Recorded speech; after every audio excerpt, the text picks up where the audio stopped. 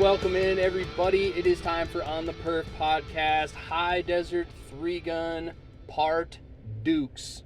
And with me here today, of course, as always, Mr. Adam Reiser. How are we doing, buddy? Well, here's the deal. So, I don't know how many. I should have warmed you guys up for this. I'm sorry. Yes. Well, I'm gonna give him a little. I'm gonna a little. Don't teaser. come in hot. We got to warm them up a little bit. I'm not gonna come in too hot. Calm down. I didn't sleep last night. And when people say, oh, I didn't sleep last night, they mean they got 6 hours. I mean, I literally did not fall asleep at all. I laid there staring at the ceiling until the alarm went off at 4:30 in the morning, which means I've been up for about 40 hours now. So I'm a little salty. So whatever I say in the next hour or so, just take like 15% off of it. Yeah. And that's what I meant. Yeah, I'm a lot better at that than he is. So Yeah, Maxwell is in a constant state of just sleep deprivation where it's a functional addict. Yeah, he's a functional addict where I just like get blackout drunk and then I'm no good for a week. So there's going to be a raptor nap somewhere along I-15 on your way home. Yeah, there will for sure be a raptor nap, like 100%. I should have thrown a pillow in so I could pop the tent. By the way, I saw you pop up that tent on the top of your truck, and I'm like... Sick, right? Son of a bitch. Dude, it's pretty good. It's pretty good, man. Yeah, so for those wondering, I have a Go Fast camper on my Raptor, and it is a pop-up tent style rig, for camping in your truck. So you have like a wedge tent on top that comes up, and then you can just sleep up top, all your gear's down below. All the sides come up. It's great for hauling around a bunch of guns because all the sides are just aluminum, so you can't see in it or like break a window and steal shit, which is one of the reasons I bought it. But the other reason is that entire thing weighs less than 200 pounds. Shut up. Yeah. It's all like tube frame underneath with the really thin aluminum walls and stuff on it. The whole thing weighs less than 200 pounds. Because I was like, well, I got a Raptor. I don't want to put a camper on there and then not do Raptor shit. I want to still be able to do Raptor shit. Yeah, that's why you bought a Raptor. Yeah, so that's why I bought the Go Fast camper. Yeah. And for one of their advertising things, they put the pop tent portion of this on a trophy truck, raced it in Baja, and then set it up at the finish line.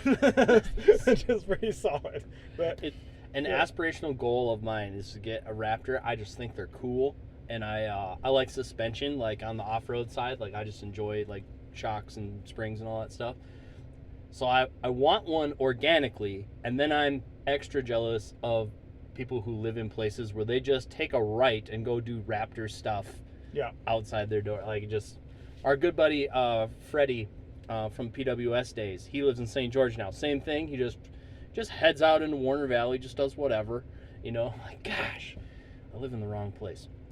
But we're here to talk about the culmination of High Desert Multi-Gun Championship. The match is still finishing up. We are done shooting. We're waiting for the afternoon squad to finish up before awards. So we don't officially know scores and standings. We'll probably do fantasy and stuff later. Yeah, we're just going to have to plug it in. We definitely know how we feel about how we did, and that's probably more entertaining than actually running down the scores anyway. So we'll do that first. We'll get you some of the meat, and maybe we'll like sprinkle on some potatoes later. I'll just throw in some potatoes right at the end. I'll probably just roll home and throw the scores up and clue everybody in and finish up the fantasy. I think I did pretty good though. But before we get to all that, we are of course brought to you by Atlas Gunworks. Parma's a hard place on gear, you guys. It's a hard place. I had multiple shotgun malfunctions, which everybody did. Two of my guns ran great. One of them was the Erebus.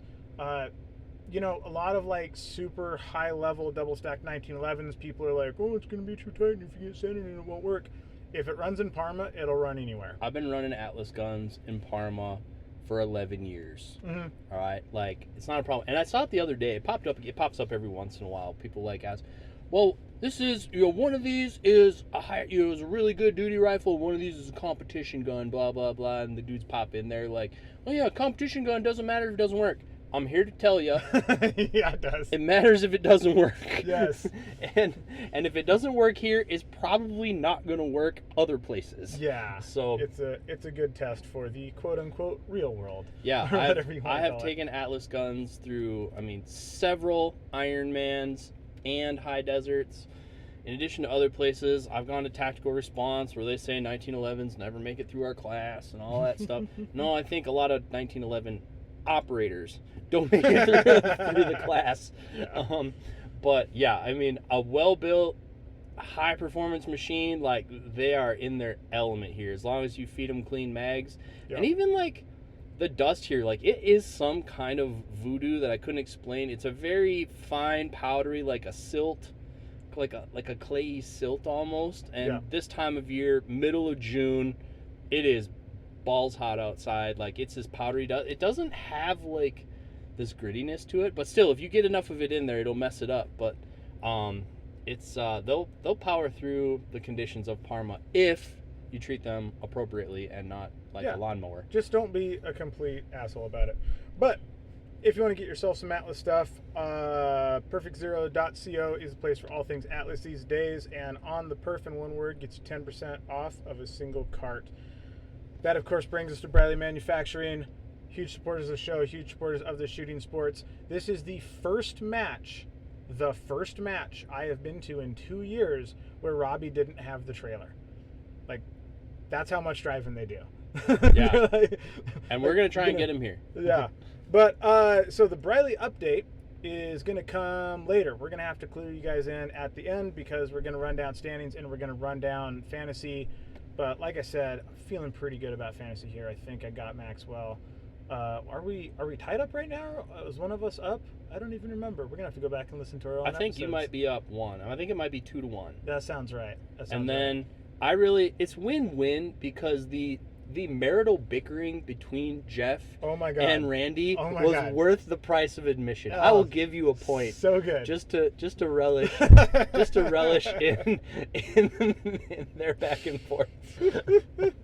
We love you guys. We love you guys so much. Oh my God. Yeah, you guys are awesome. We had such a good squad, you guys. It was freaking awesome. Like just the best squad ever. But if you want to get yourself any Briley stuff, Maxwell's running the good old extendo tube here, getting all the shells in for modified because they're a little loose in the rules. And had the extendo tube treat you. Extendo tube was really good. So the rules here, where Evan didn't copy and paste all the way, it said you had to start with 12. Which means after the start signal, you can put in as many as you want. And your boy pulled out the spacer, so I put as many as I wanted in there. And our buddy Dave was like, hey, man, are you still in modern optics? Because you're winning right now. And I'm like, oh, well, that's not correct because, that would make sense. I have twice as much ammo as you do. Yeah, exactly.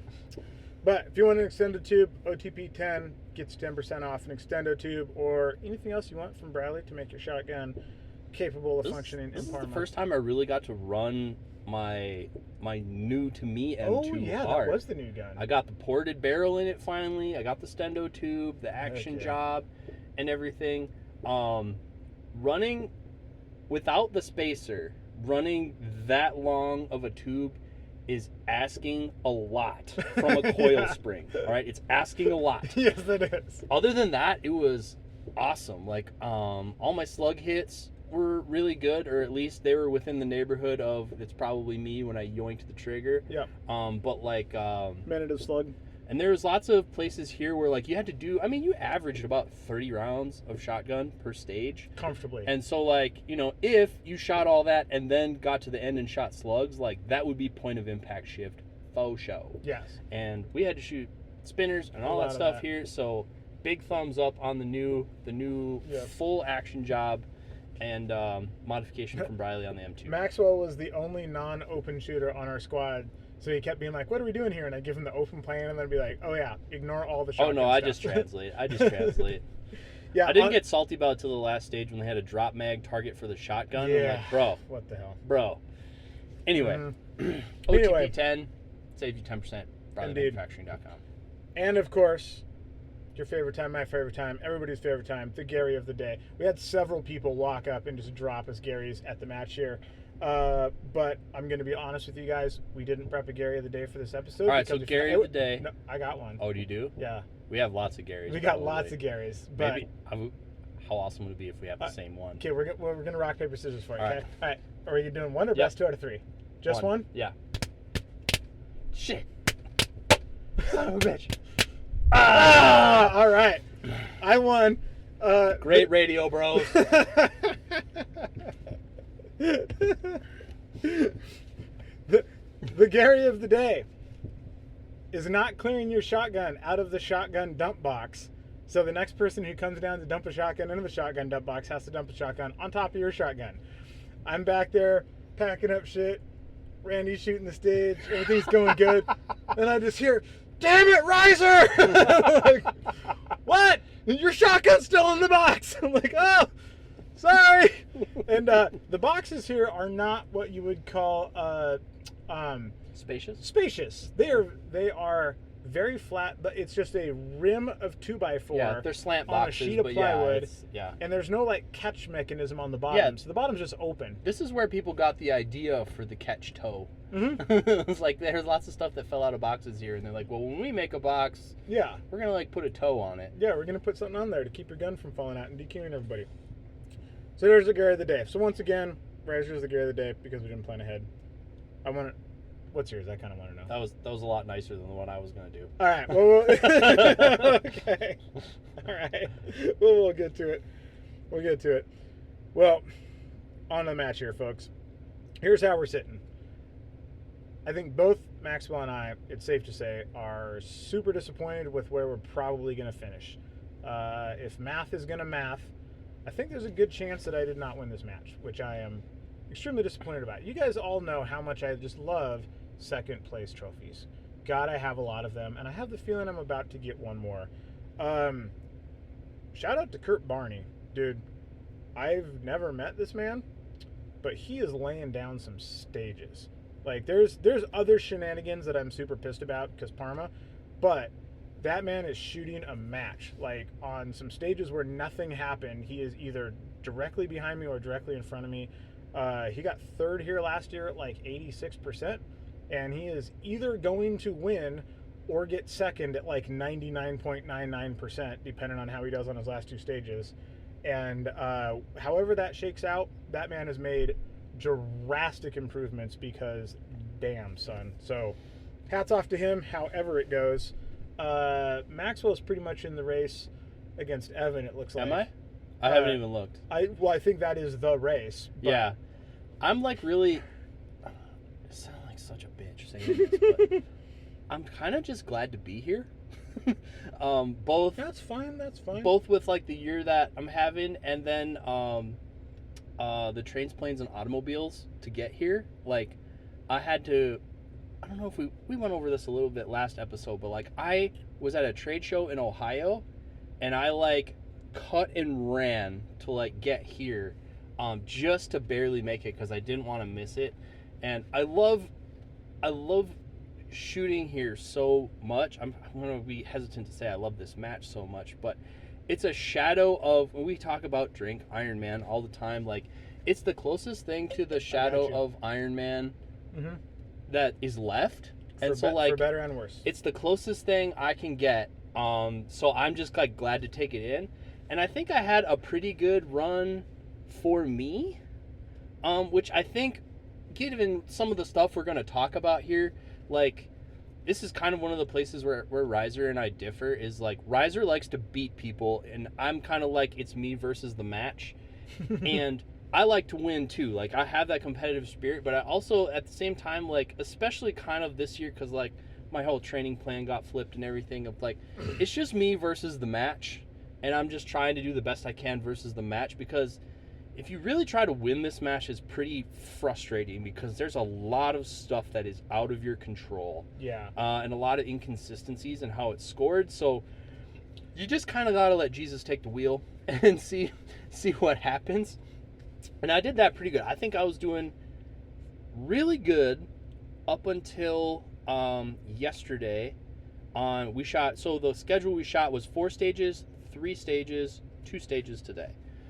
So on our second stage yesterday, my rifle, which is a compilation of prize table parts, my rifle gave up the ghost.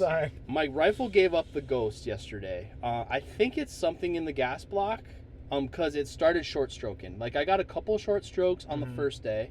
Yeah. Didn't think nothing of it. Thought Parma will be Parma. Got some of that powder out of there. So I cleaned it out yesterday. Broke my rule. Cleaned it out yesterday. Put some lube in there, which is, I only have prejudice against one lube, and it is the only lube that Riser brings with him. So I put some of that for in the there. record. I grab whatever lube is on top. I have never Hell yeah, had brother. any lube issues one way or the other. Yeah. So I'll do my best next time. I know which one you don't like now. And Yeah, my lube prejudices are more probably around Wisconsin and our humidity, which there is 0 of that here. Yep. None of that. But so I sprinkled some of that on there. I got one stage awesome, and then halfway into the next stage, it started short stroking. So it would eject a cartridge, but it wouldn't come back far enough, or it wouldn't stay back far enough to pick up a new cartridge. So halfway through the Connex stage, I went bolt action on the rifle.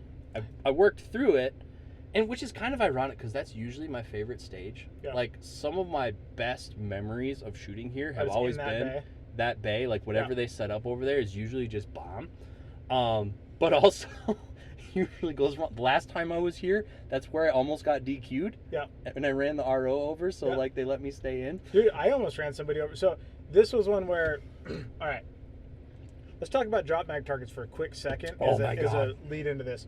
Drop mag targets are a thing that have been used in some Brian Nelson matches back in the Could day. we say it's a Brian Nelson thing? Yeah, it's totally a Brian Nelson Brian thing. Nelson came up Yes, with it. Yes. he came up with a thing. The idea is there is a target that you are going to do some stuff with your gun after you shoot the gun that you want to make sure you don't have a loaded gun for. So you're going to re-sling it, or you're going to reholster a pistol, or you're going to run from one bay to the other with a gun. And that you I can, just got I can done shooting. appreciate the stressor of the one shot do or die. Sure. Marksmanship. I can Yeah. even appreciate that. I can even I don't appreciate like that. it, but I can Yeah. appreciate what So the challenge. that's the point.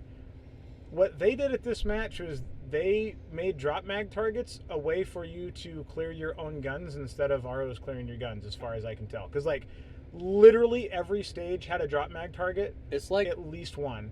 it And was like when the first time you tell a teenager about Red Bull. And they're like, you guys ever try Red Bull? I really like Red Bull. And they're like, I'm like, drop mag targets? Oh my gosh, drop mag targets? How Yeah. many? Oh, we could use so many drop mag targets here. You know what would be fun right here is if we put a drop mag target Yeah. right there. So, ironically, the only place in the entire match for the 30 drop mag targets that were in this match, some stages had multiple drop mag targets per gun. There was What the? there were what? yeah. Oh yeah. Yeah. There was almost always a drop mag target before you could abandon a gun. It's like we joke about this match being the Galapagos of 3-gun. It's almost regressed Yes. a little bit. They're all of a sudden for some reason scared of turning the safety on and putting the gun down. Like you have to shoot Yeah. the round out of the chamber. It's like, oh, well, people are going to go down range of this gun. Oh, yeah, like in every other 3-gun match in the history of forever. oh, you're gonna run 15 yards from the hood of this truck to a bus. Better have a dro- drop mag better target. drop your mag, because we can't trust you to run with a gun. Yeah, shoot it through a port too, or we'll give you a penalty. Yeah, exactly. So on the one stage where you actually needed a drop mag target, pretty cool stage. Let me. There's a really good chance I'm going to say some pretty harsh things about this match. Let me preface that with all of the stages were awesome until they just sprinkled on Until a you little read extra. the WSB. Until you read the WSB, then they were not. Or the one with all the clays, that one was obviously not awesome from the get-go. But without the Nobody clays, likes minefields. Nobody No, likes raise your minefields. hand if you like minefields. Yeah, nobody raised their hand. Yep. So, anyways, on this stage, you shot a couple slugs, you shot some birdshot, flyer, then you jumped in the back of a side-by-side. I've shot from Which was awesome, by Which the was way. awesome. I have shot from a lot of moving things in 3-gun matches. I've never actually shot straight out the back. Right? When things are going away from you, Right? Like I would like choke selection. I was like, okay, well at the fault line it's 12 paces, and I was like, well by the time you get to the fourth one, it's going to be 20. So I just ran the extra full. I just went full send because I was like, we are not. I heard you say that, Yeah. and I was like, I got 10 inches on riser. Make your own jokes. And I'm like, I'm not gonna do it. I'm just gonna leave the light mod in. No, I wish I would have put an I mod in there because I like Did you get it? triple pounded some of them to get them over. I still doubled the last one in every array because like we're just gonna make sure because I don't want to Yeah. go boom. Wait a second. Yeah, then and she gone. And then she gone. But yeah, so they drove through, and as you passed fault lines, the RO would yell at you when you could fire. So you'd come in, you'd kind of get on them early. You'd be like, fire! Gah, gah, gah, gah. And they were just like arrays of 4 poppers. I also have to say, way less dirty than I expected. Right? Because it was just mooned, like, Dude, this place is moon dust. ankle deep. This was the worst stage because they were driving the side-by-side back and forth there. And it's prone to that anyway. Yeah, it's already prone to that. There's no gravel in there to and begin it's with. all, like, churned up, but, like, Yeah. ankle deep moon dust. Like, you're pouring sand out of your shoes. And shockingly, it was way less dirty in the back of that thing than I expected. But, so you shoot all that, shoot some shotgun stuff. I almost ate shit on the pistol, saved it last minute. You guys see the video. And then there's a drop mag target for the video, or for the for that stage, which was a piece of steel, which it should be, because there's paper for half of them, which I don't understand why. And then you ran from bay to bay with your pistol, and then you reloaded it. Appropriate use of a drop mag target. The only appropriate use of a drop mag target. Mm-hmm. But as I was running from bay to bay, one of the guys on our squad, which I'm not gonna like put him on blast, he's a fucking great guy, and but I'm running and he's just like watching, and he was like, he was kind of on the berm a little bit because he wanted to like see my whole stage, but he would have been uprange of me because you still have to like not break the 180 with your pistol. And I'm like running, I'm like, move that way, and I'm just like yelling at point. He's like, oh shit, it's like dove out of the way. But yeah, that was the only appropriate use of the drop mag target, and I bet there were, let's see, there were 9 stages. I don't like drop mag targets as a default. Yeah. Almost 95%+ of the time, to me, they are a band-aid for poor stage design. But this match crossed the line into offensive use of drop mag targets. Yes. Like, I'm used to, like, no, it's not uncommon to get 3 or 4 per match, but like, dude, like there was like 3 per stage. Yeah, there was like yeah. Some stages had 4 drop mag targets in one stage. Yeah. We only shoot 3 guns. How is that even a thing? Like, yeah, right. Yeah, it's not okay, man. It's not okay. But yeah, so that was the. I did really like because this is a time plus match. We're on record of preferring hit factor for a match. For a time plus match, well, and a really good thing they did. I think this would be a very hard match to do hit factor. Oh yeah, because there's just way too much stuff. Like this is a match that actually should stay time plus. But I really liked. They did get the consistency down of every target was the same pretty much across the whole match. Round KOs are pistol, square are shotgun, large paper targets are pistol, half size are rifle. And I think that is appropriate use of half size targets in a time plus match, because some of them, a wide open target pretty close, yeah, it's a fairly easy shot, and to one shot it, well, or an A zone it, that would be pretty hard. But like, I think that was a good way to create interesting and remotely challenging, or at least you had to respect a lot of the rifle paper targets you had to respect. Yeah. And I thought that was really good. I shot several no shoots on rifle. Like 5 in the match. I was pretty good, pretty I think. On the minefield one, I got one for the wall. They decided that everything was a penalty in stage 1. So I have been adding up what I call Parma penalties, which are basically penalties for bad luck. So like stuff that's out of your control. Yes. Ejecting brass, falling on clays, that if they break, they're a penalty. Yeah. So so I have 90 seconds of Parma penalties in this match. So penalties that would flip the scores for sure. So that's where when we talk about, like, people will give me shit about this. I'm like, all right, is it a championship or is it action shooting adventure shooting challenge? Shooting adventure challenge. This is for sure shooting adventure challenge. This is epic shooting adventure challenge, but like that kind of stuff, it's not same thing. There are a couple stomp pads here, and they were like, well, it's a penalty if you shoot standing on the stomp pad. Like, that shot wasn't any harder or easier if you didn't stand on it, but it's a gotcha penalty. Oh, gotcha! You forgot to take your foot off the stomp pad. Yep. Like, there's so many gotcha penalties here, and it's kind of ironic. Like, more than a few people said it more than a few times, like, well, we're not USPSA. I'm like... A bunch of people said it a bunch of times. As guys, I know, I had to ask Reiser a few times, like, do they know that I was the match director at USPSA? Are they like taking digs at me right now? But like, it's like, dude, have you shot USPSA in, I don't know, the last 15 years?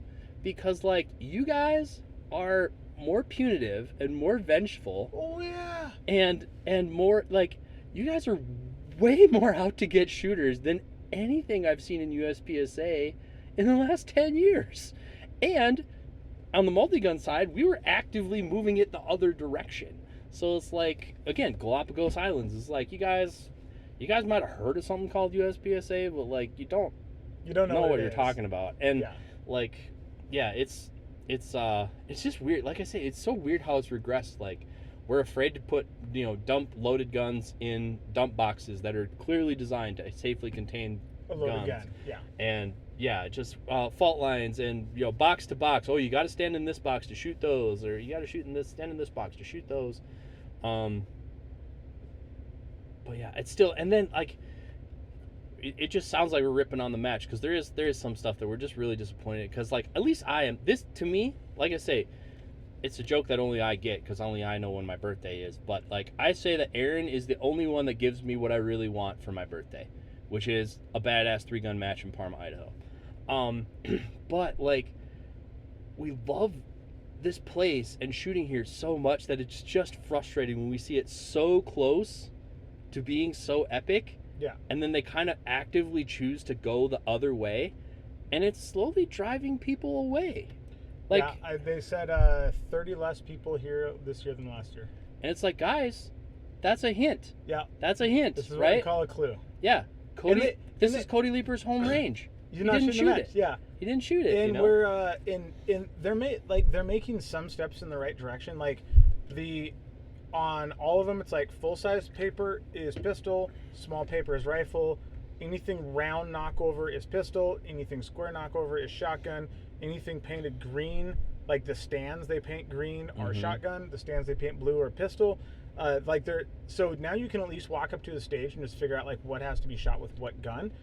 And the stage diagrams, like they got whoever the dude was, like, they pointed out, they helped with the stage diagram. I'm going to say like the best stage diagrams I've ever seen. Like, period. Full stop. Point of view photos of the long range with the long range drawn in, so you can just look up at the hill and tell where they're at. Yes. Like, so some things they're doing here that are so good. Yes. So good. And then and they're like, oh, you know what would make this stage awesome? If there was like 5 boxes of clays laid around the ground, and if your brass landed on one, you got a 5-second penalty because Parma.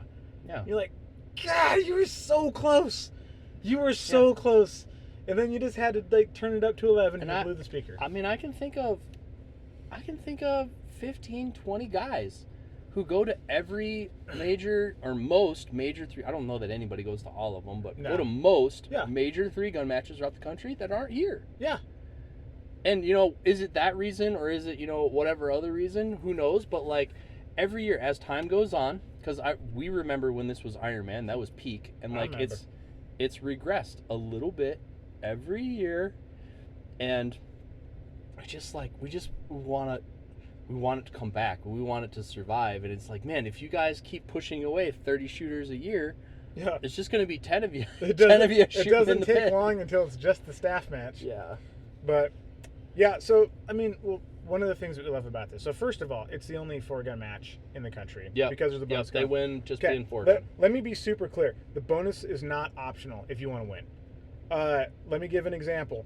And they're all fun. One of the stages that I did very well on, I was hoping this gave me enough buffer to just, like, get the dub if I shot like crap this morning, but it looks like it's not going to be the case. So I shot this rooftop stage. There was a bonus target at 400 yards. Then there was a bonus spinner at 400 yards. And if you got 5 shots on the spinner or you spun the spinner, you got all 5 shots. One dude did spin the spinner. Well done, sir. I shot 5 shots all on the bottom plate. Hell yeah. Anyways, because the bonuses, my raw time was 154 seconds on this stage. By the way, my shortest stage in the match, I'm probably not going to win. I'm probably going to be second. But like, so, high level stage times, my shortest stage in this match was 130 seconds. Make your own jokes. So lots and lots and lots of shooting. But the bonuses are worth 10 seconds apiece. There was 10 of on that stage. I did have a steel miss because I had a Texas Star plate that settled behind a barrel because I am an idiot and I forgot to shoot it in the right order to make sure that they all present themselves. And but my adjusted time on this stage was 64 seconds. Second place overall on this stage is at 60%. and I see who's up there, and it's not getting any better than that. So bonuses need to be appropriate. They can't so what we're saying here is, if you come to this match and you want to win, you have to have a bonus gun. I'm pretty sure that my bonus gun, I'm just going to say it right now. My bonus gun got the most bonus points in this match. Why? Oh, that's true. Because I got all the points, and then Maxwell shot it on a couple stages, and then Randy shot it on a couple stages. I got done shooting that stage I just talked about, and Randy was like, "How much ammo do you have for that?" I'm like, "A ton, dude. You want to go?" And he's like, but you should probably just do it. It's pretty easy. He's like, "Sure." And then he got all the bonuses on that stage, and we basically, the three of us, it was Maxwell, then me, then Randy. So Maxwell would shoot the bonus gun, then I would shoot the bonus gun, then Randy would shoot the bonus gun, then we put it back in the rack. That gun, I added them all up. That gun is responsible for 600 seconds worth of bonuses in this match. Hell yeah, brother. Yeah. Now, the 6.5 Creedmoor JP crushes. Heavy barrel. Heavy barrel. It weighs all of the pounds. And I guess it's old now. 4.5 to 27 Vortex on there, the Gen 2. Yeah, heavy boy. I looked through there and I was like, are those half mil hashes? What kind of... Yeah. So am I romanticizing Drink Iron Man, or are the bonus targets easier than they used to be? No. The bonus targets are the same. The same. Like, when you roll up to the main rifle line, it's 760. It's the same target. It hasn't moved. It's the same target it's been for 100 years. They used to put some way up on top of the hill at 900. They don't do that anymore. Yeah, the longest bonus I ever shot in a match was like 885. Yeah. And then there was a 330 at Lapua bonus target that was 900 one year on a stage gun. There used to be more farther away, but like everything for high desert, they're pretty much the same bonus targets that they've been. And you have to have a gas gun because you're just shooting one target.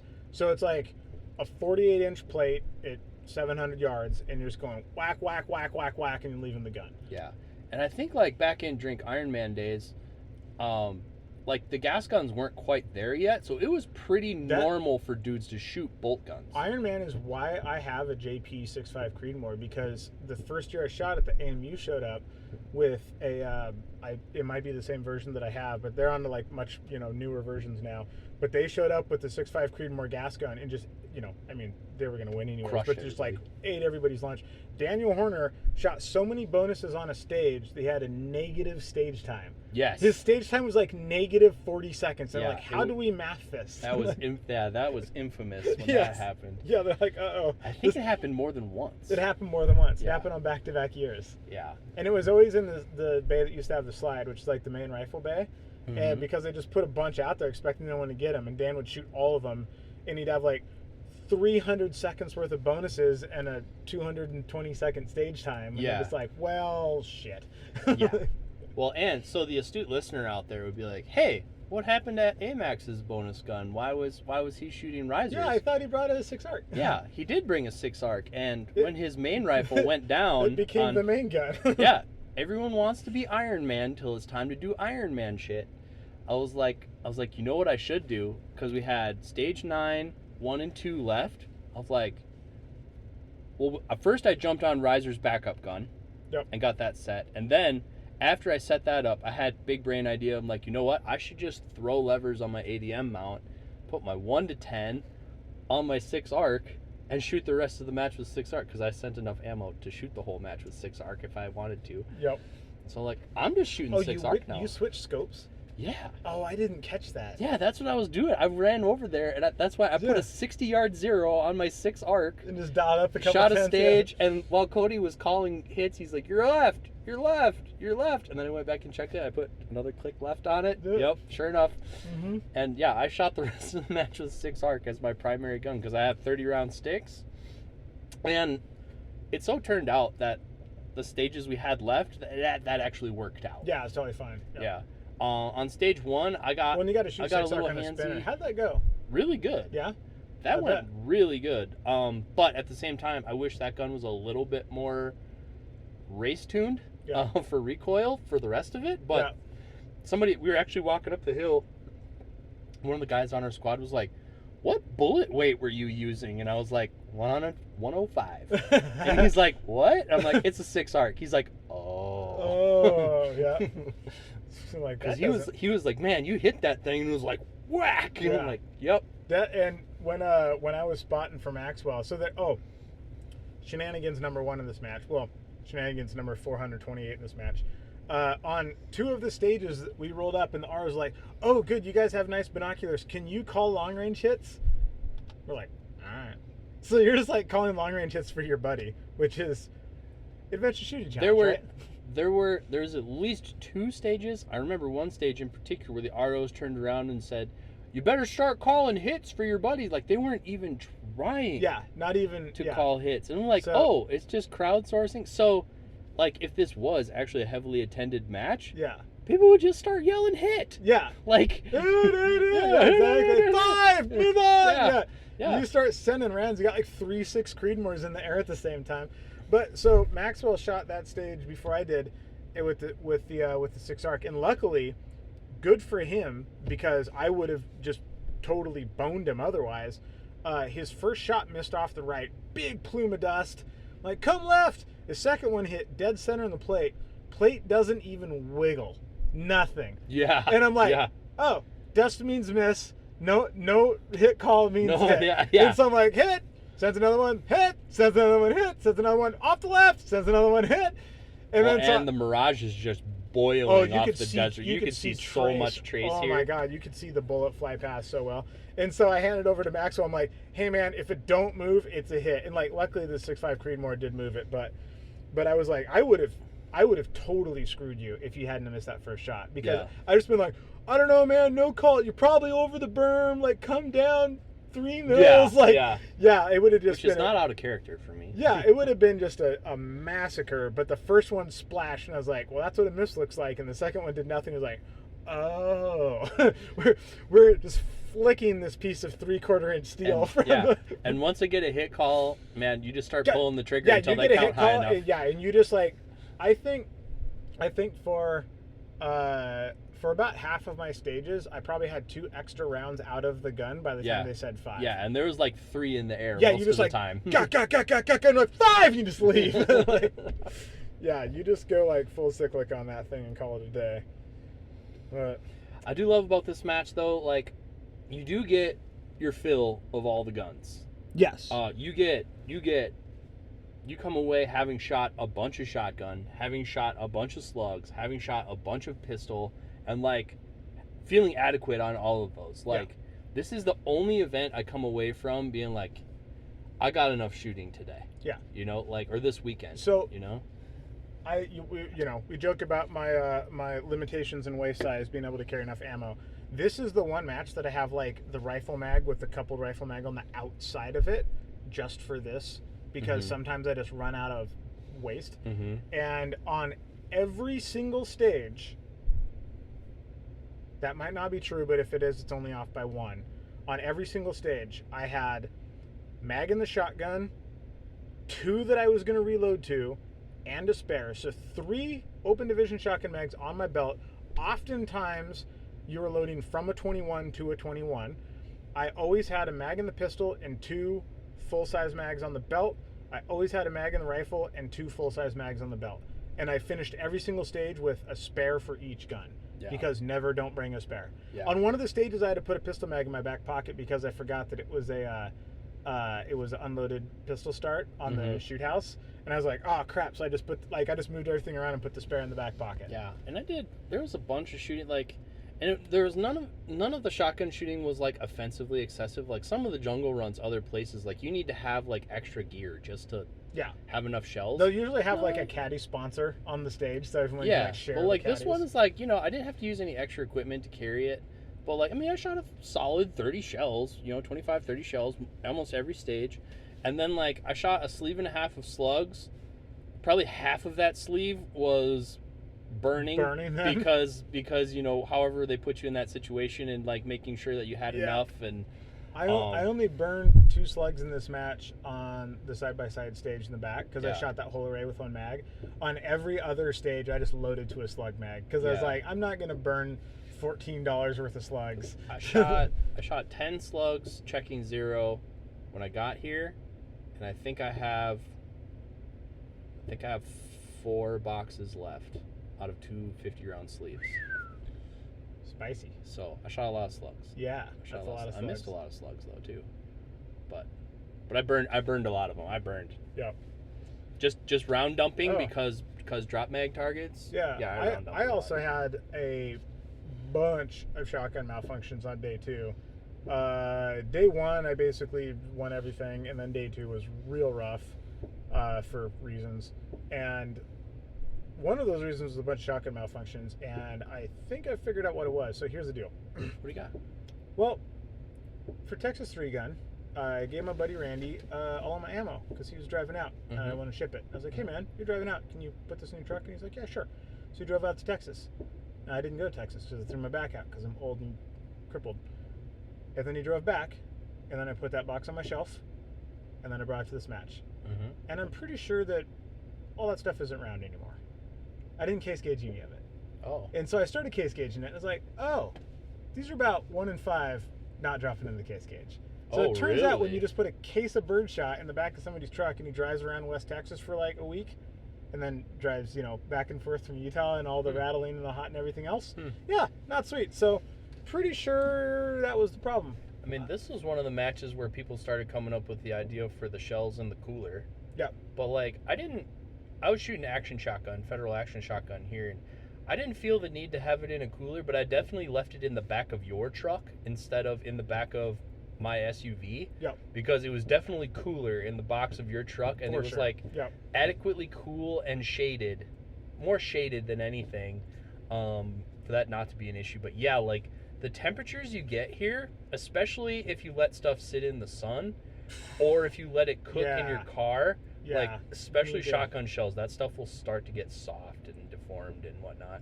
Yeah. And even I think you'll get crazy pressure spikes on your metallic ammo if you leave it just sitting there. Like you have to be like super paranoid about keeping your stuff in the shade or you covered really up do. here. Evan started popping primers. Did he? Yeah, he started popping primers, and then he put his rifle mags in the cooler, and was like, "Please, baby, do it for me." And so you got to get pretty aggressive. And honestly, I think this is the best weather I've ever had in Parma. It didn't rain a foot, which we've seen. Like we've had matches here where people are like shooting in duck waders because it just torrentially downpoured. Really? And there was you weren't here. It's probably about 4 or 5 years ago now. Yeah. But like our whole posse on the squad, like it was pretty much that squad. And I remember like Dirk Hopkins like shin deep in the water, like like taking the magnet for the picking up hulls and trying to find plates from a plate rack. Oh, like really? That, oh yeah. So because this place is super powdery, but it also does not take water well. No, it does not. The water does not absorb. And the bays are not designed for runoff. They're almost not drained. all the bays just go deeper into the back. Yeah. So I've had that here a bunch of times. I've shot well over 100 degrees here. My one of my early Ironmans, the bay that has the bus in it right now, the FLIR guys had a demo stage set up, and they had like a blowtorch on a target, and then it would go back and forth, and you'd shoot it through thermals because it was like hotter than everything else, and you get like good to shoot a thermal scope. But the scope actually said what temperature everything was. Like there was a little reading. Oh in yeah. It. And we're like, dude, how fucking hot is it down here? And they walked over and they pointed it at the ground in that bay. It was 148 degrees in the gravel. Wow. I believe it too. Oh yeah, for sure. This is the place where when you buy the good old Cabela's shooting mat that you roll out that has like the black mat for your elbows and the black. Yeah. I cut the black portions off of my shooting mat because like, dude, I can't lay down on this thing. It kind of defeats the whole purpose of the thing. The dudes threw down the shooting mat on stage 8 where you had to get behind the shape barricade. Yeah. And I was first to go, so I flipped it open. Yeah. And then they flipped it shut again. They're like, no, we want to keep it shut so that it doesn't get hot. And I'm like, I'm up now. And they're like, oh, okay, then flipped it open. When I came around, hot as shit. That shit was hot. Yeah, exactly. It burned my knee for sure. Yeah. Yeah, and that was like, I didn't even think it was over 90. I mean, No, I don't think we got over 90 the yeah, whole time. and it's been like over 110 here multiple times, but it like a little bit of wind here and there, but like not crazy. I mean, I think we had to hold like, I think we had to like favor left on some stuff, but I don't think anyone is holding off a target. Dude, we got super lucky on the wind this time. Yeah. Super lucky. Because I remember, again, drink Iron Man. This is the place I have held the most wind. Oh yeah. Ever. That one I year. felt like 3 mils. Yeah. You're like, what am I doing? Yeah. This is we nuts. got, as the AM squad, we had all the big long range stages like right away in the morning. And it was, but I don't know that anybody got super boned on wind. No. But no, there like would have been, yeah. You know, after 10:30, there's a lot of mirage. Yeah, there's a lot of mirage. We had a ton of mirage, which like that made it a little tougher for like the actual shooting, but it made like you could see trace through your rifle scope while you were shooting a semi-auto 6.5 Creedmoor at full send. So like even with that, you could see trace of your bullets coming in. You're like, oh yeah, we're good. And this is the place. This is the only place where I actually like feel the need for the JP thermal dissipator on the barrel. When I bought a JP, that's the only reason I got it was for this place. So when I started shooting JPs, they sent me a rifle, and I ordered it with that, and I immediately took it off. I was like, but the 6.5 gas gun has not come off of that. Yes. Like it still has a thermal dissipator because you're Yeah. just gonna run like, 11 rounds as fast as you can pull the trigger, or more if everything goes catastrophically wrong. Well, let's run down like the key, just so people get an idea of the scope of the match. Let's run down like the centerpiece of every stage. Okay. So stage 1 is the minefield. Yeah. Again, Aaron, nobody likes the minefield. Yep. Nobody. Stage Absolutely 2. nobody. Stage So 2, shooting by out of a minefield, bus. he means there's like 3 cases of clays just scattered around the bay. Yeah, and you very have very close together, and you have to run back and forth across the bay. Let's see, 1, 2, 3, 4, 4 times. 5. Yeah, 4 or 5 And- times depending on how you do it. you can comfortably put your foot between the clays, but you have to put your foot deliberately. Yes, and that's not even the problem. That's already lame. But the problem is, any clay that's broken, you get a penalty for. Yep. Doesn't matter how it got broken. Oh, your mag fell on it? Sorry. Like, I did my shotgun mags, and I hucked them under the wall when I, like, did my shotgun reloads.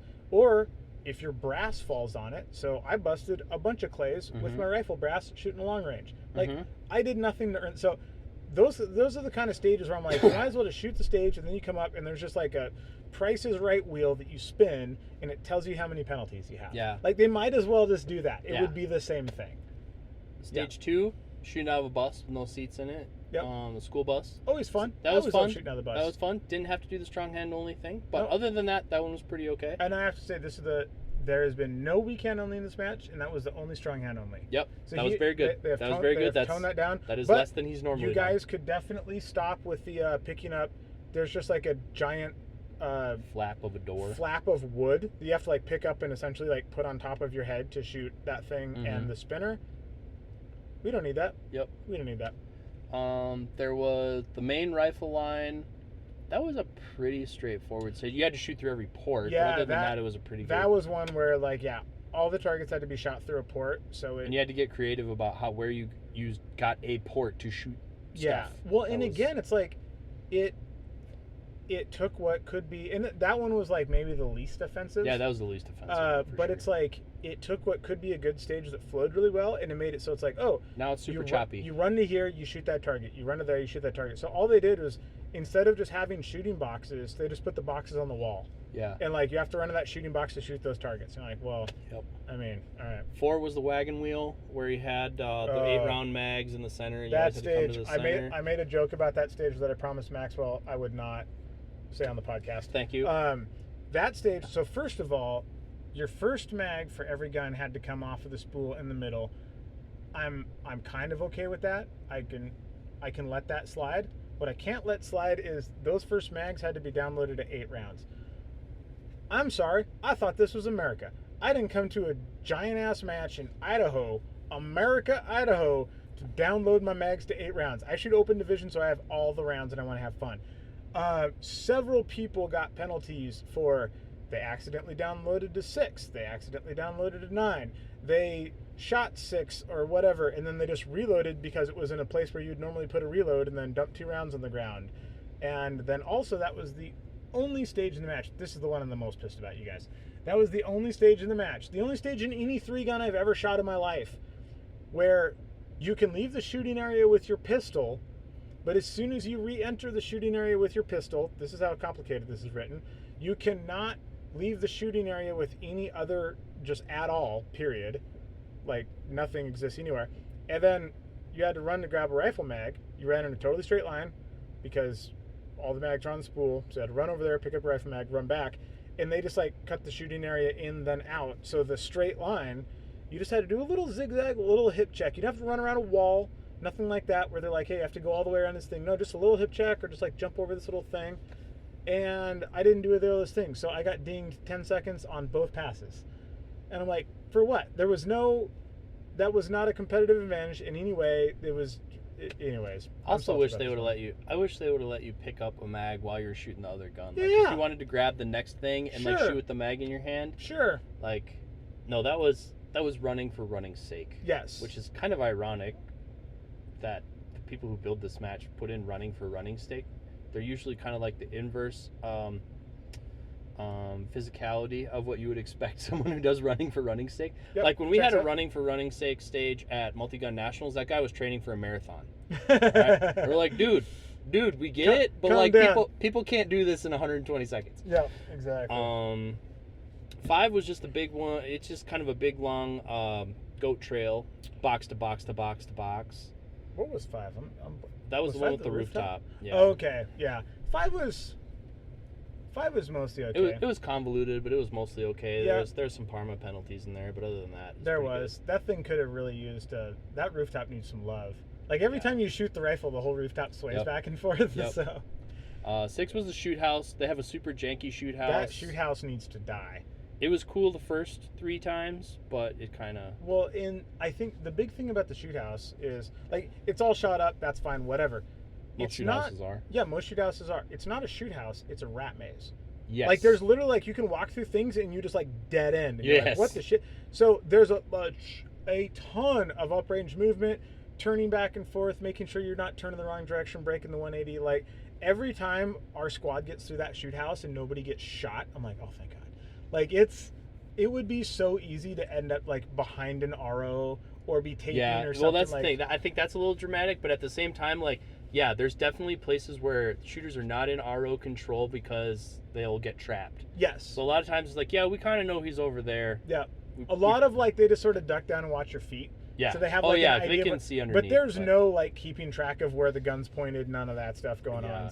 So it was interesting. I wish some of the places they pulled you to in the shoot house, I wish there was more compelling shooting to do. That's the like They pull you all the way to a there was corner a lot for of that. one target. Yeah, I timed it out because it's like, well, it's a 15-second penalty if I don't even go there. And I timed it out and it was 12 seconds worth of running to go there and then run back. And Did I you almost skip it? No, I almost did. I was gonna say, like, damn. I almost did just to like drop the the double birds, but yeah, I was like, you're gonna make me run all the way back here and then shoot a target. Yeah. How much shooting on the move did you do in this match? None. Well, very little. I shot the only shooting on the move I did in this entire match was It on was stage shotgun. 9. Yeah. It was Shotgun on stage that's 9. it. That was it. Every other stage you had to just come to a stop. Maybe a little bit on 5, but also I overran one there, so. Oh yeah, I did do a little bit on 5. So a little bit on 5, a little bit on 9. Everything else was like, run to here, shoot a bunch, run to here, shoot a bunch, run to here, shoot one I target. shoot run alphas here. over here, then I stop. I shoot alphas over here, then I stop. 7 was a big bay to bay stage. That was cool, except they made you shoot the shotgun through the ports. So that's usually a good centerpiece stage. 8 was the Con Xbox stage. That was the one with the side by side. So normally you start out and you end up deep. It's kind of that particular bay is pretty unique to this range, like how they kind of have like a maze of bays where you could kind of wander back in. So I always like, they always have creative ways to use, well, there's creative ways you could use that bay, so I like that. But you started deep inside there, you shot a few slugs and some bird shot, and then you hop on the back of a UTV and then they kind of drive you out. that was really creative use. So of both that area and also creative use of a side by side in a way that was pretty, for Parma, pretty straightforward and pretty fair. Yeah. Like, what he means is there wasn't a chair bolted to the hood that somebody sat in and shot pistol while you were driving it. yeah, and it was uniquely challenging. And then you finish out with some rifle stuff from a van, and then 9. That's the first time they've used that area over there, right? No, they've used it twice in the past. Okay, well, they've used it in the past. So 9 is like outside of the range. Yeah, they're trying to use like a natural conveniently terrain shaped gully thing. So you're kind of, that was actually like pretty cool. I did like that stage a lot. Seekin's bonus rifle there, I held too much wind and didn't get many bonus points. Also, really loved the RO over there. I thought he was a dick. Yeah? No. Flyboys usually are, I mean. No, yeah, so Cody Leeper was RO in that stage because that stage was sponsored by the Air Force National Guard, which Cody Leeper is a member. It's pretty cool. They let him drive that truck everywhere. That's a freaking wild truck, dude. that truck is definitely not his truck. It is a mega lifted, dualies in the back, long bed, fully wrapped, like that. Go America. Yeah, it is a full on, like, it might as well just call have your like recruiter. Yeah, it's pretty full send. But anyways, yeah, Cody was standing out there and I like pulled up. I was the first one to get there because I was the first person on the stage, and I get out and I just hear pew, ting, pew, ting, and he's just out there with his suppressed 22 shooting the bonus target from like 300 yards away. Yeah, And I'm just like, yep, checks out. Most Cody Leeper thing you can imagine. That is the sound of a board RO right there. Yep. So, yeah, awesome to see Cody. I do like, I guess this match has been running AM/PM forever, but like I remember during Iron Man days where you were out here all day and you just had to bake in the sun waiting for the off. Like the schedule ran pretty good for as big a stages as they have going on, like as long as stage times as they have. They're doing pretty good on their schedule, and like it's the right amount. And when you're done, like you're ready to go. Yep. But like I didn't get to the point where I was like dragging my feet and like, oh my god, I gotta rally to do the stage. What else? I think that's kind of the show, man. Looks like scores aren't posted, so I think we're gonna have an update with just the shorter of the two atoms, and I'll run you guys down what the standings are. I really love shooting here. Like, to me, this is the most fun place to come and run guns. Like, if you wanted a post-apocalyptic place to come and run your toys, if you wanted the equivalent of doing Raptor things with your Raptor, like, this is the place to come and do gun stuff with your guns, like, at the highest level. Like, it's all here. We get to use pretty much the whole catalog of Vortex products. Here, we use all the tripods, we use all the rangefinders, all the binoculars, spotting scopes if you want to. We use it all here, and like it's a really. I really like coming and shooting here. I wish it was more of a match, like kind of like I almost feel the inverse here as I feel from Texas 3-gun. Like I think Texas 3-gun, they have a really good event. And I wish they had more interesting shooting.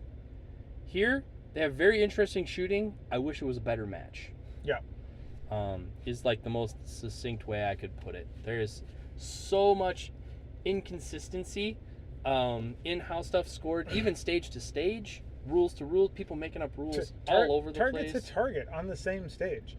Like Maxwell said, the best that you can really do here is you can put yourself at the big kids table, and you'd be like, all right, I'm in the top 3. Yep. But all you can do is try to put yourself at the big kids table. But and then you're just like, stuff like total roll of the dice where you come out. If you bend over too much to use the bonus gun, oh no, you can't start hot. You have to start cruiser ready. It's like, dude. No. The start position is the start position. The start position is the start position, dude. A lot of that. That kind of stuff. Oh, random stage. Oh, you can't dump a tube gun with shells in it because not everybody knows how to unload tube guns. Really? Yeah. Really? Like, that kind of stuff is frustrating. But to me, this is the most fun place to shoot guns in the country. After I go home today is the first day of me looking forward to coming back for 3-man this fall. Oh, 3-man's gonna be so good. Oh, it's gonna be so good. Yeah. This place just it holds a special place in our heart, and that's why we have such such high aspirations for what it could be. Yeah. Um, I think the thing is, like, we see the difference between what it is and what it could be, and what it has been. and what has been, and it's like, literally do less. It's so close. Do like, less. yeah, you're Like, you're working that, too hard. It's that extra little sprinkle of, we got to give it some Parma flavor so it's not like USPSA. It's like, hey, USPSA does some things good. Okay, so Yeah. everybody calm down with that. But it's like, we got this awesome stage. I know. Let's cover the ground with clays and just screw everybody. That kind of stuff. It's like, we don't have to do a drop mag target on every single gun for every single everything. We can just put loaded guns in a dump barrel. It's totally fine. Yeah. It's so close. So close. Do a little bit less, and it will be amazing. So close. All right. I can't wait to come back. We're going to see if Aaron can butter Riser up enough to change his mind about coming back. I will be back for sure. I think this might be my plan for next year. I think I'm going to wait for Aaron to post the match booklet, which will be like Wednesday. And if it's close enough that you can do that. And if I open it up and the stage descriptions all read, shoot the appropriate targets with the appropriate gun from within the shooting area, I'll get in the truck and drive. That's kind of where I'm at. Like, my mind might change one way or the other, but I'm on the fence, and that's where my fence is. Yeah. But and if I don't see any clays or anything. It's been a great weekend. It has. It has been really fun. Regardless, this is probably the best we're going to feel about our scores. This is for sure the best we're going to feel about our scores. Yeah. Enjoy us as we are right now, because that will change at the flip of a coin. We're about to get real salty as soon as this thing refreshes. Yep. But, man, dude, best squad in the match. Like, our squad was so good, just like full shit talk the entire time. They're my people, man. They're my people. I love you guys. It was awesome shooting with everybody. Well, here's the deal. The beep's going to beep. Beep's not going to beep. I'm not going to put a beep in here. In a second, I'm going to talk about scores. Then we'll know how we all finished, and we will know the results for fantasy. Because, let's face it, that's what everybody comes here for. We had several people, actually, at this match say, hey, how can I get involved in the fantasy thing? Like, can we, put some money on it or put a prize on it or something like that? We're working on that. We are actually working on that. So if you are interested in doing the fantasy thing, like for a big prize at the end of the year, just drop us a line and let us know. And if a bunch of people are like, that sounds awesome, we'll figure it out. And if everyone's like, crickets, then we won't. That'll pretty much be the plan. Pretty much. Seems like a reasonable plan. All right, guys. I'll be back in just 1 second with your scores. All right, guys, we have the results for you. First of all, we need to go with the Briley update here. Fantasy League, what did we get done? So, quick recap. I am currently up 2-1 on Mr. Maxwell. So I'm hoping to pull ahead here in the 3 spot, but we're gonna find out what happens. So, Scott Hawkins, Maxwell seated him at 45. I took the over on Mr. Hawkins because never count out the OG. Except this time because Scott was a no-show. Apparently, Scott had himself an injury and missed a Parma match for, as far as I can tell, the first time since Parma was a town. We miss you, Scott. We hope you're doing good, buddy. Second on the list was Greg Fittis. Maxwell seated him at 15th. I took the under on Greg, and he finished 6th. Point Maxwell, because I'm an idiot. I don't know what I was thinking. I don't know. I was thinking taking the under on Greg. I can't believe I did that. I feel like I wrote that down wrong, but who knows? We'll listen to the old episode. Maybe I did, but point Maxwell. Next up, Jeff Lambert, 25th. I took the over on Jeff because I expected my boy to crush, and I was let down. Jeff, come on, buddy. Come on, buddy. What are you doing? Jeff finished 37th. Another point, Maxwell. Well darn. Randy Stevens. He was seated in 24th place. I took the over on Randy because I also expected my boy to do great. And he did. He beat the spread, took 20th, 1 point riser. So we're coming closer. We're coming closer. We need something here at the end. And Dominic Franchino. This was a tough one for Mr. Maxwell because Maxwell doesn't really know Dominic, just kind of knows of lore. Decided to seat Dominic in the 10 spot. I took the under because I didn't quite think he was going to make it. I was expecting him like 12th, and I was fairly disappointed because he did, in fact, land in the 10 spot. 2 points, Maxwell. By God, did I get crushed in this match. Let's see. So that is 1, 2, 3, 4 points, Maxwell, 1 point riser. I got pretty well butchered, but that's all right because I had a lead to work with. So we've brought it back. We brought it back to 0. It is now 2-2. It is all tied up. Making for a good series. We'll see how it goes. All right, running down the results here really quick. Limited, one dude shot limited.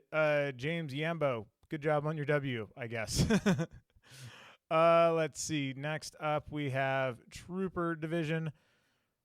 Trooper Division at this match. I think we talked about it on the show a little bit earlier. Basically, you can kind of do whatever you want. There's sort of no rules, except you have to carry all of your stuff all of the time. You don't have to carry it while you're shooting the stage, but you have to carry it from stage to stage. And some of these stages are like a half a mile apart. So troopers are psychopaths. All right, in the 3 spot, Kelly Bennett with 89.7. In the 2 spot, Richard Lau with a 99.87. Man, tight. And in the 1 spot, taking home the dub in I Like to Carry Stuff division is Sean Smith. You guys are out of your minds. In Scope TAC, 3 spot, 77%. Aaron Goodfellow, the match director. Curse of the match director still makes the box. And let me tell you guys, this was not an easy match to put on the ground. There are all of the targets out there. In the 2 spot, Tim Thomas at 87%. And in the 1 spot, our man, Greg Fittis. What the hell was I thinking taking the under on Greg? I'm out of my damn mind. I don't know. Then we have the weirdest division on Earth, Modern Optics, which does not exist anywhere outside of Parma and Phoenix. Yeah. That's the only place this division exists. This division needs to die because Modified is way better and it makes way more sense. And Modern Optics was really good. Dave Oakes at 96% in the 3 spot. What? Matt Sufferfield at 98.97% in the 2 spot. And Russell Tasto taking the hundo, taking the win. Very well done, sir. Very well done. That was a good battle at the top. Modified division, the second best division. In the 3 spot, Dominic Franchino. What was I thinking taking the under on Dominic? I don't know. I'm not good at this game. I'm not good at fantasy. I like actual sport, not fantasy sport, but, you know, Maxwell likes it and I'm playing along and it's fun. Dominic Franchino in the 3 spot. His goal was to shoot 80% of Evan Tisler in this match, and he shot 80.77%. Very well done. Making all the goals, all the cutoffs. Adam Maxwell, our boy, in the 2 spot at 89%. And Evan Tisler coming off a very rowdy year in the real world, coming back into the shooting sports, hopefully more and more often with the hundo. I've swapped a lot of wins with Evan. It was great to see him out there again. And on to Open, the best division, the one we all care about. Benjamin Dove in the 3 spot at 93%. We also had a pretty good run in Open. And here's the deal, folks. Apparently I can't math because I was sure that there was no way I was going to beat Kurt Barney. But apparently I barely did. Kurt Barney in the 2 spot, 97.74%. I managed to take home the dub. I'm very happy about that. Got the overall match win as well. Kurt Barney was in the 3 spot last year, got the 2 spot this year. And that dude laid down some savage stage times, you guys. Kurt is going to be a threat if he decides to branch outside of the Galapagos. So there we have it. Let's kick it back to Maxwell for a nice little outro. And just like that, everyone, that was the High Desert Championship. Don't forget, keep those overlays handy. Unless you come here, just leave that shit at home because they ain't looking. No, Evans. I forgot. Oh, how did my we God. forget? Dude, oh my God. Okay. We're going to kickstart this thing again. Thanks for sticking around, everybody. Like, treat at the end. So Special bloopers reel. Evan came to the match, as he has in the past many times. Evan and I have swapped W's here a bunch back in my TAC days. And Evan came out, was shooting, got to a target, bullet touching the perf on, it was going to be a mic. And he's like, that touching the perf. And the RO's like, no, it's not. He's like, dude, I want an overlay. Evan, I don't want to eat this mic. Evan's an electrician, and he's driving his work truck. If you live in the Boise area, you need some electrical work done, Evan Tisler. Hit him up. Yeah, But got you. He runs up to his service truck. And pulls out a carpenter square and comes back, and he's like, I have a straight edge. That's so awesome. And he got the hit. You got it. He's like, oh yeah, it is touching. Yeah. Yeah, man. Even in Parma. Keep those overlays handy, buddy. You never know. You never know. If it's on the perf, man, it counts. Exactly. And we'll see y'all next week.